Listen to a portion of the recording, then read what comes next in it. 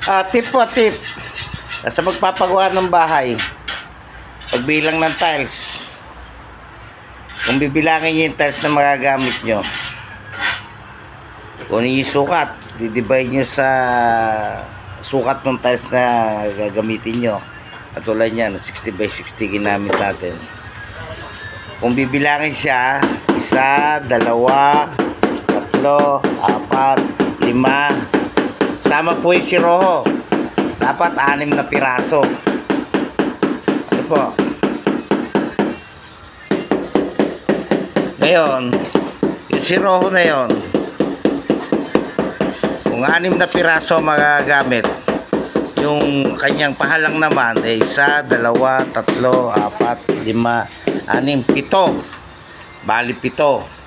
Pero sa siroho, kumuha ang tiles, kailangan pag pinili nyo yung walang design, ganyan plain.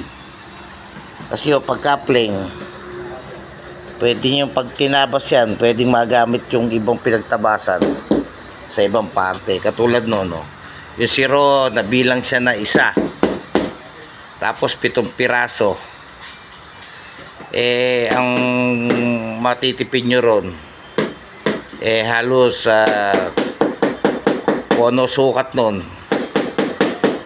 4 dito, makukuha na nyo siya ng 4, o di nakatipid na kayo ng 3, dahil ito yung pang-4 yung tatabasin nyo.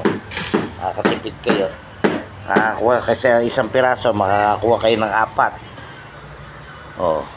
Kung 7 yan, dahil 7 piraso ang natipid nyo, 5 piraso, 5 tiles ang natipid nyo.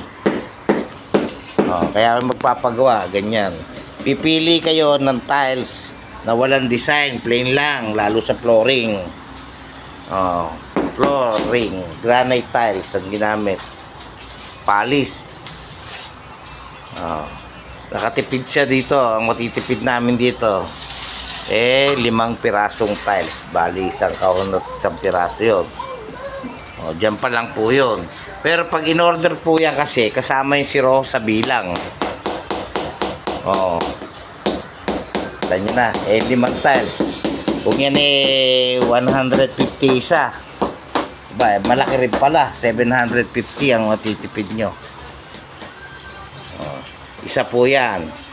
Ang tip diyan, pumili ng walang disenyo para kahit paikot-ikutin nyo yung pinagtabasan magagamit. Kasi kung yan may disenyo, may pattern, magastos po yun. Sana may natutunan. Follow for more.